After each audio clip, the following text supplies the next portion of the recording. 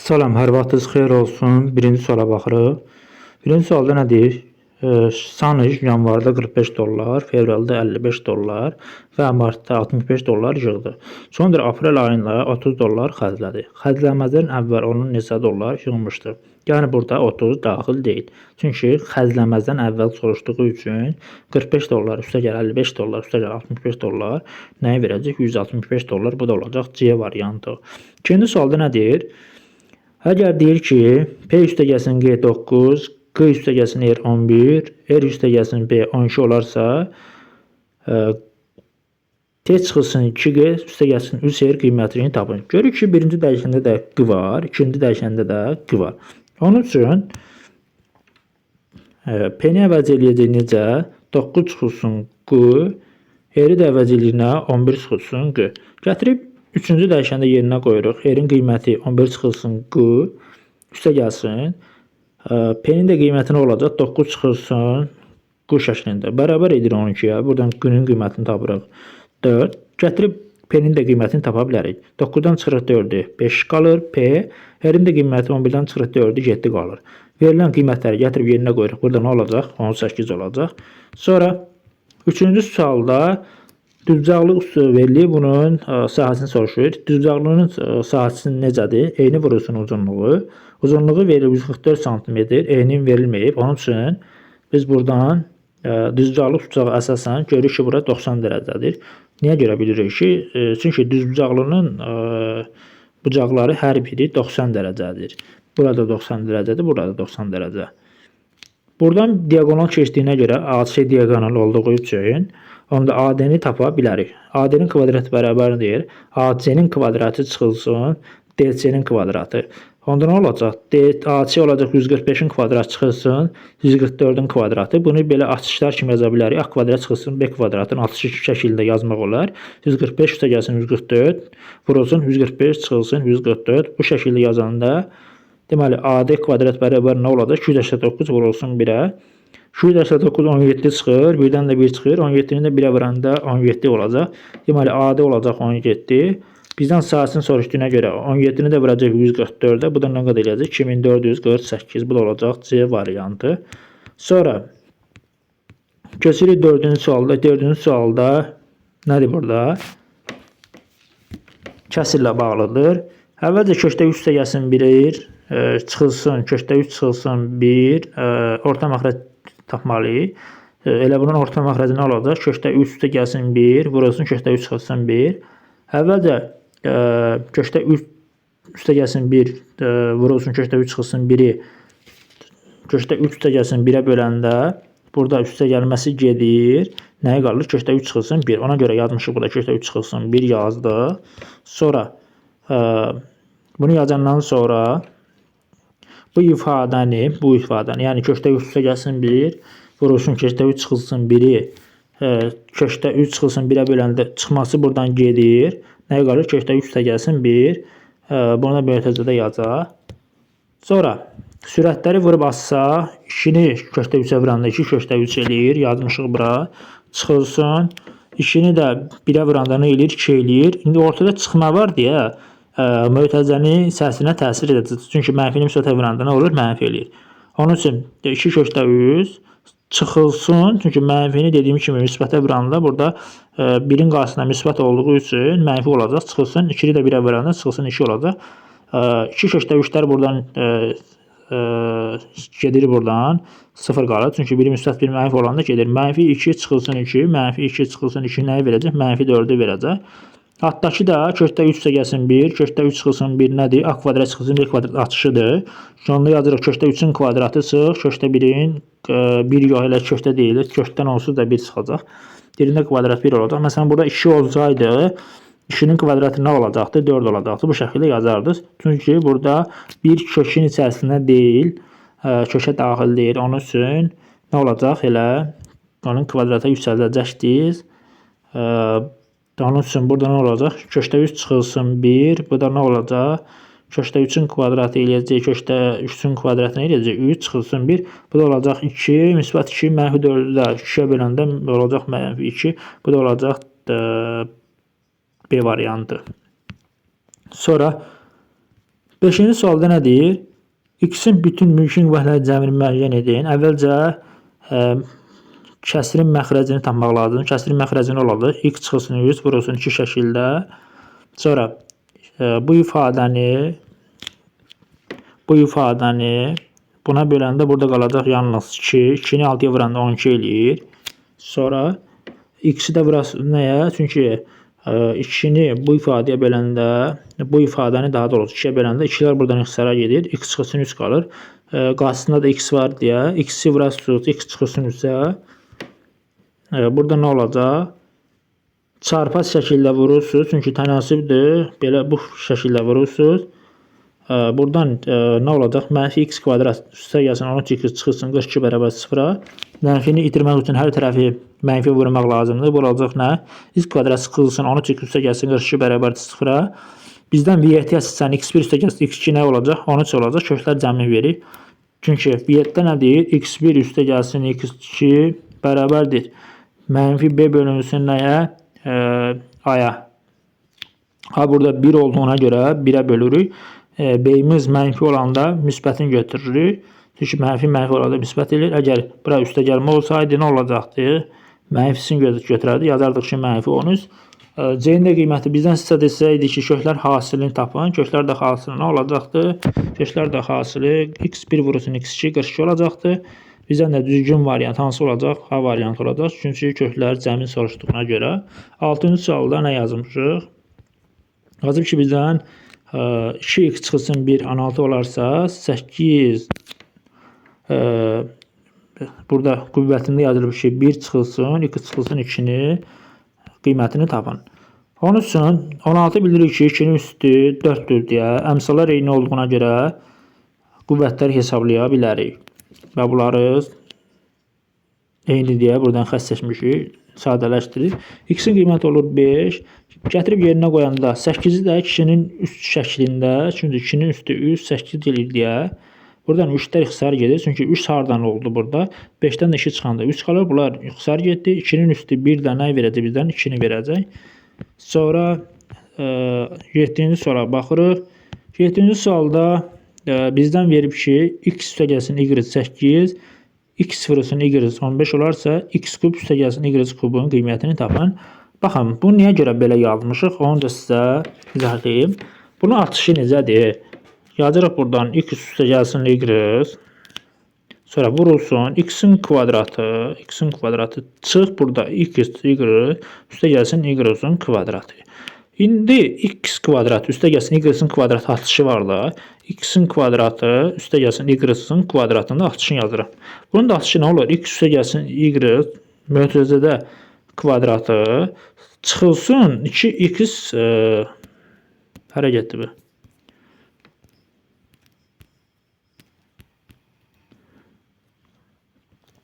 Çıxılsın 2x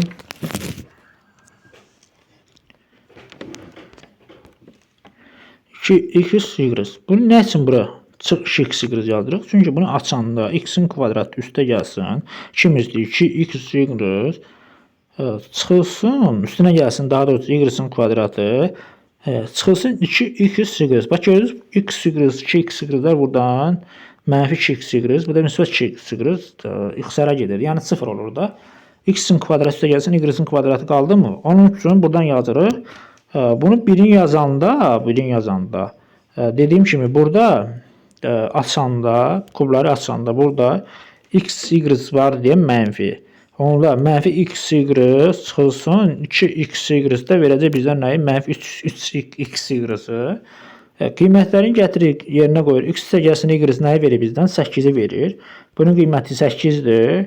Sonra əvvəlcə bunun cəmini 8-in kvadratı nə eləyəcək? 64. Çünki bunu da vurmalısınız. Çünki bu mötərizənin içərisindədir.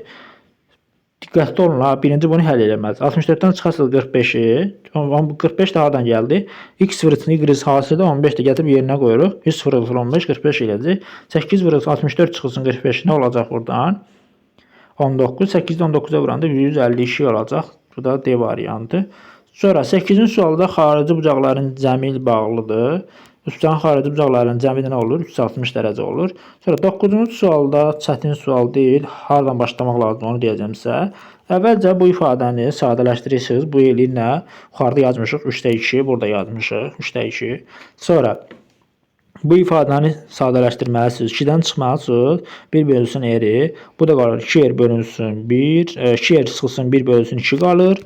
Burada yazmışıq. Sonra yuxarıdakı qiyməti həmişə yuxarıdakı kəsri aşağıdakına bölməlisiniz. İndi böləndə nə qalacaq buradan? 3/2-yə böləndə 2r çıxılsın 1-i 2r çıxılsın 1 bölünsün 2-ni 3/2-yə böləndə yadda saxlayın ki, ikinci tərəf bölmə olanda sürət məxrəcə sürətə keçir. Ona görə yerini dəyişmişik. 2-də 3 yazmışıq. Bu da eləyir 6r çıxılsın 3 bölünsün 2r. Sonra 5-in üzərinə gəlməlisiniz. 5-in üzərinə gələndən sonra burada orta məxrəc tapırsınız. Sonra 1-i bölməlisiniz. 1-i bölməlisiniz. Buradan 16r eləyir də. Hesablayanda 16r çıxılsın 3 eləyir. Bölünsün 2-yə böləndə belə deyək də bu ifadə məxrəclə sürətin yerini dəyişəcək. 2r çıxacaq yuxarı, məxrəcdə deyil deyə, məxrəcdə olduğu üçün yuxarı çıxır. 2r bölünsün 16r çıxılsın 3 bərabər olacaq 9/1-ə çarpı şəkildə vurursunuz. Yerin də buradan qiymətini tapılırsa nə olacaq? -1/5 olacaq. Sonra 10-cu sualda mənə elə gəlir ki, burada problem var. Çünki burada nəsə çatışmazlıq var. Yəni bunun ən azı bir tərəfinin qiymətini versəydi, biz nəsə buradan bir nəticə çıxarda bilərdik.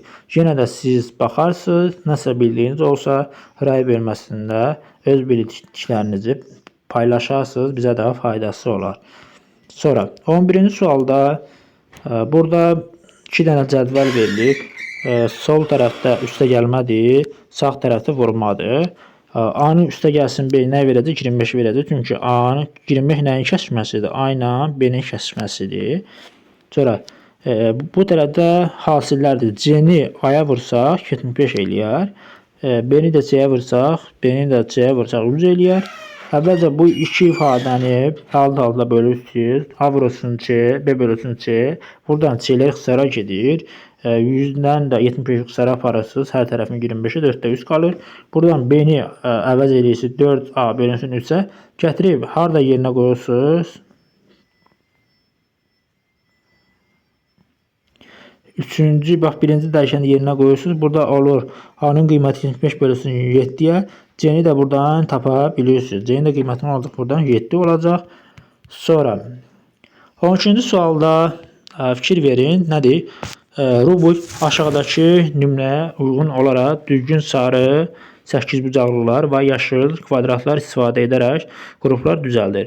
Qruplardan birində M sayda düzgün 8 bucaqlı, N sayda kvadrat sayır.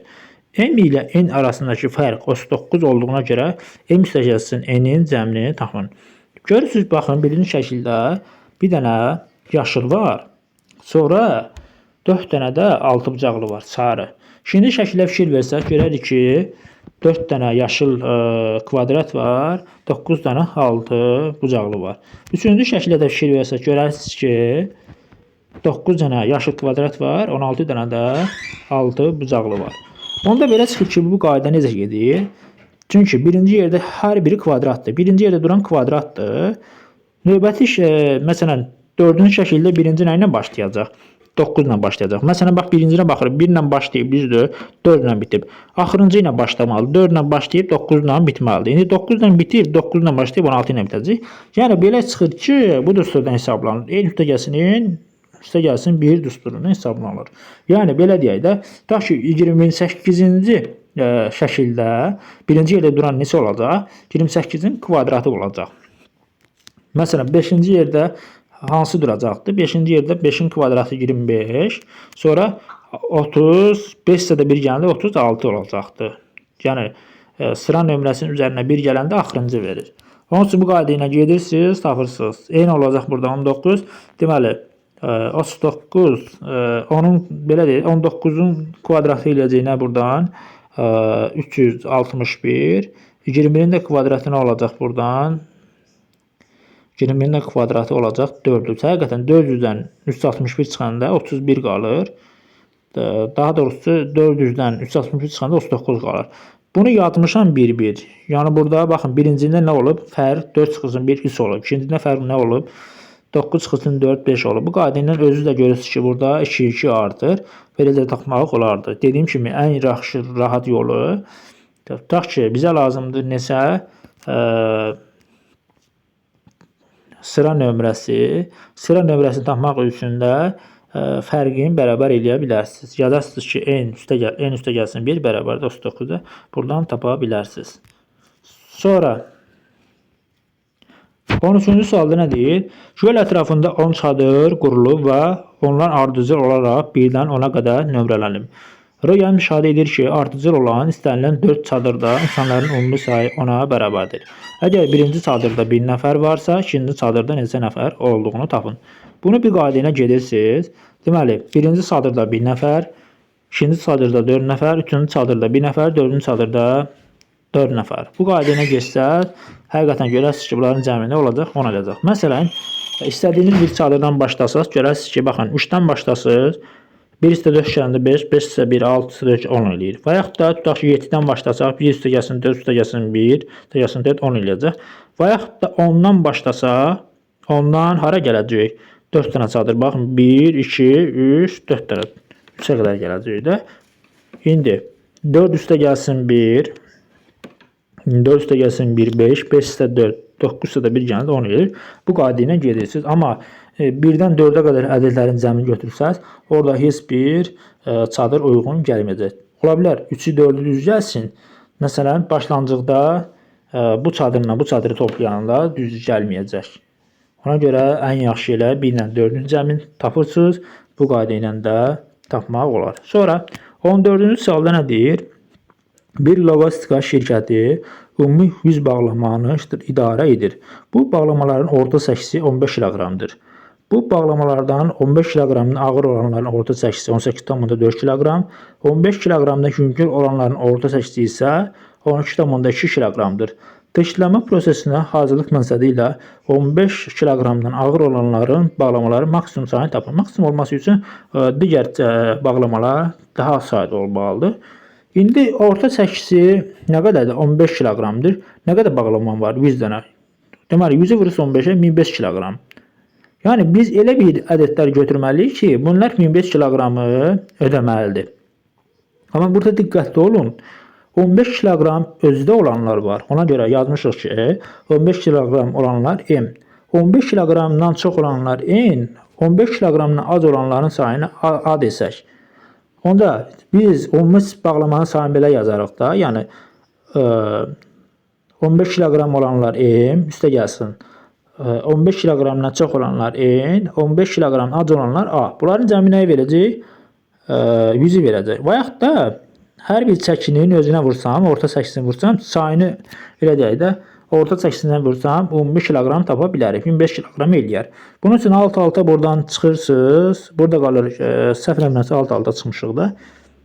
Alt-alta çıxanda, 15 M-lər buradan gedir. Yəni, elə bir qiymət qalır. Burada 28A bölünsün 4-də ixtisar aparanın hər tərəfi 2-yə, 14-də 17-yə. İndi bunların da cəmi bizə nəyi verməlidir? Bunların da cəmi 100-ü verməlidir. M-in qiyməti 7 olsa, həqiqətən M-in qiyməti buradan nə olacaq? 7 olacaq. M-in qiyməti 100-dən 7 çıxanda nə qalır buradan? 93 qalır. İndi, deməli, 15 kiloqramdan 15 kiloqram olanların sayı 7-dir. Sonra N nə idi burada? 15 kiloqramdan çox olanlar 42 olacaq. 15 kiloqramdan az olanlardan çəkisi nə olacaq? 51 olacaq. Bu qayda ilə gedirsiniz, tapırsınız. Həqiqətən 14-ü 42-ni vursaz, 42-ni vursaz 15-dən çox olanlara tapa bilərsiniz. Bu qayda ilə gedirsiniz. Sonra 15-ci sualda nə deyir? Burada ardıcılıqdır. 1, 5, 11, 19. Görürsünüz ki, burada 1 ilə 5-i necə ala bilərik? 4 gəlsə alarıq. 5 ilə 11 necə gələ bilərik? 6-nı gələ bilərik. Sonra 11-dən 19-u 8 gələ bilərik. Görürsünüz ki, 2 artır, cüt ədədlər. Deməli, 29-un üzərinə 12 gəlsə nə olacaq buradan? 41 olacaq. Cavab nə olacaq? B variantı olacaq. Sonra 16-cı sualda burada belə deyək də, Oliver kağız üzərində 4 rəqəmli bir ədəd yazdı. Daha sonra həmin ədədin bir rəqəmini sildi və qalan rəqəm eyni ardıcılı saxlayaraq üst rəqəmli bir ədəd əldə etdi. Bu iki ədədin fərqi 1244-ə bərabərdir. Silmiş rəqəmi tapın. Buradan bir hissəsiz ədədlər də qoyarsınız və yaxud da yuxarıda yazdığım ki, ABCD-ni düzgün şəkildə açıb tapa bilərsiniz. Deməli, burada silinən rəqəm nə olacaq? 1 olacaq. Sonra 17-ci sualda deyir, qayıq sakit suda 12 km sürətlə malikdir. Yəni katerin sürəti onda sakit suda. Sakit su nədir? Yəni öz motoru ilə hərəkət edir də. Tanın axma sürəti isə 4 km/saatdır. Axın istiqamətini axın ilə necə tapırıq? Katerin sürəti ilə canlı sürətini toplayırıq. Nə qədər eləyəcək? 14 km. Axına qarşı olsaydı bizdən 14-dən 10-dan çıxardıq 4-ü qalardı 6 km. Burada da nə olacaq? Düzgün variant A variantı olacaq. 18-ci sualda paralel xətlərdir deyə bunu mən uzantı çəkmişəm deyə. Çünki bir tərəfli bucaqların cəmi nəyə bərabərdir? 180 dərəcədir. Bura 111 isə bu tərəf 69 qalacaq. Bu qayda ilə gedirsiniz, tapırsınız. Bu da 39 dərəcə. Sonra 19-cu sualda görürəm ki, x kvadratda 7x çıxılsın 30. Bu tərəfdə də məxrəcdə 30 çıxılsın x kvadrat çıxılsın 7x. Amma burada bir dənə mənfi açsam bu işarə dəyişəcək. Onun üçün bu tərəflər ixtisara gedir, amma ixtisara gedən zaman məxrəci sıfırı çevirə bilmərik. Çünki bunları qiymətini gətirib yerinə qoyanda, məsələn 100-ü yerinə qoyanda 100-ün kvadrat 9 eləyir, düzdür? Gəlin yoxlayaq, görəcəksiniz ki 100-ün kvadrat 9 eləyir. Çıxılsın 700-ün 21, çıxılsın 30, düzdür? Bax, 9-dan 21 çıxanda üstə gəlsin 21-də. Aha. 9 isə 21, 30 ilə, 30-dan 30 çıxanda 0 ilə. Axı 0 kəsirin hər hansı bir ədədi biz çıxıra bilmərik, axı kəsirin mənası itir. Onun üçün burada üstünə mənfi olan kənar köşkdür deyə olmaz. Bir dənə bunun qiyməti nə olacaq? Müsbət 2x olacaq. Bunu da dediyim kimi mənfi atırsınız, bunun qarşısına bərabər eləyirsiniz.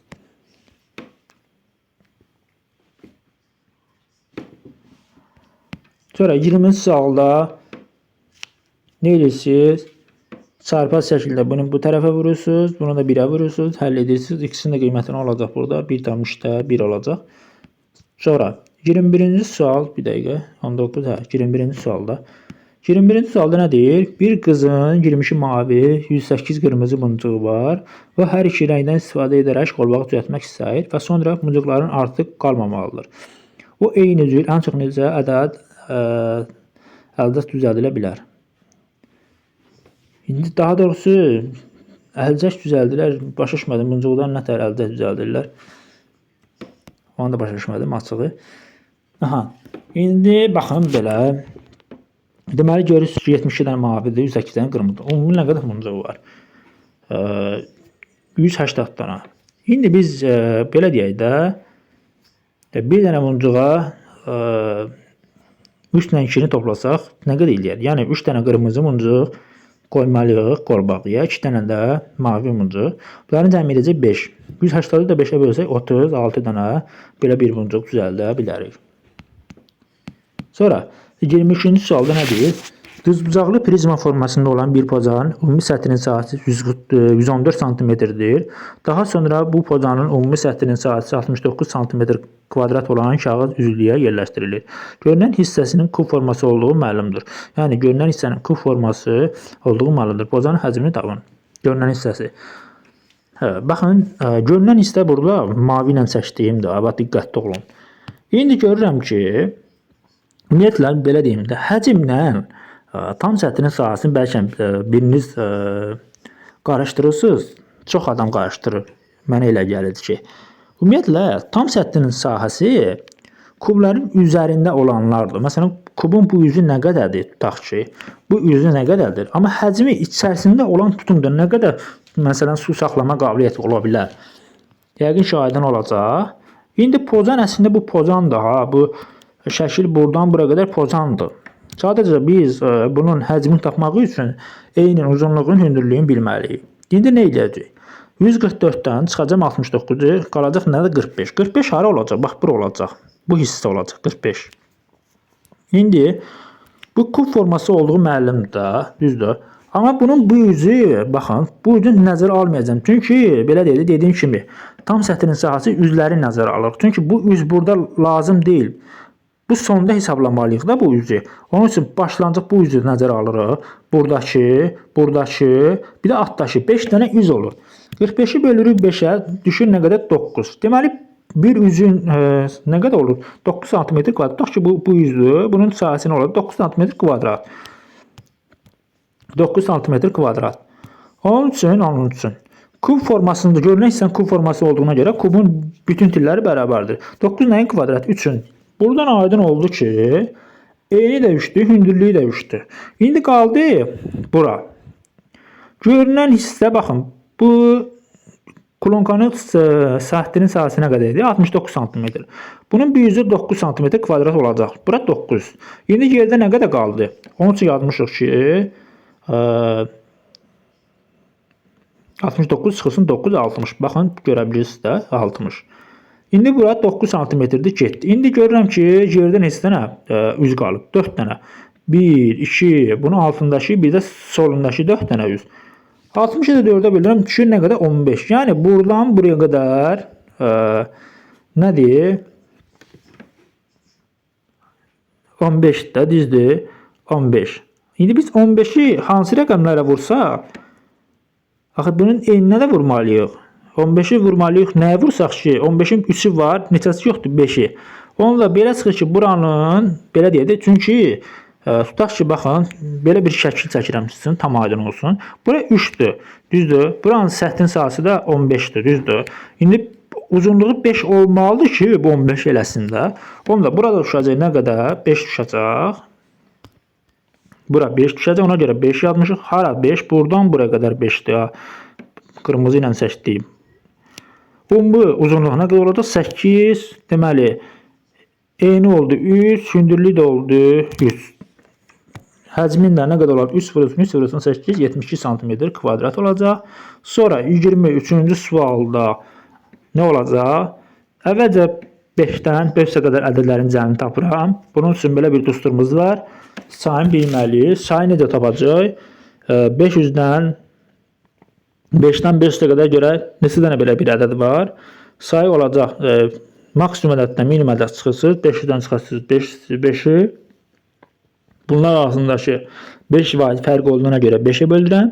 Üzərinə 1 gəlir, çünki burada 5 də daxildir, 500 də daxildir. Onun üçün 100 dənə belə bir ədəd var. Sonra bu ədədlərin cəmini tapmaq istəyirəmsə, birinci ədədlə sonuncu ədədi toplayıram, böldürəm 2-yə, vururam sayına. Yəni A1 üstə gəlsin AN, bölüsün 2, vurulsun N. Ədədi silsilə ilə gedə bilərsiniz. Bu da olacaq nə qədər? 25250 eləyəcək. 5-dən 5-ə qədər ədədlərin cəmi 25250. Sonra indi görürəm ki 7-dən 490-a qədər çıxmaq lazımdır. Onun üçün çıxsam 490-dan görüm 7 arasında neçə dənə ədəd var? Sayını tapaq. Deməli, yenə maksimum ədəddən minimum ədəd çıxırıq. 490-dan 7-ni çıxırıq. Çünki bu ədədlər 7 artdığı üçün 7 bölürük. Üzərinə 1 gəlirik. Çünki burada 7 də daxildir. 490 da daxildir. Nə qədər eləyəcək? 70 olacaq. İndi bu ədədlərin cəmini tapmaq istəyiriksə, maksimum ədədin üzərinə minimum ədədi gəlmək lazımdır. Bölmək lazımdır ki, vurmalı sayına bu da eləyəcək nə qədər?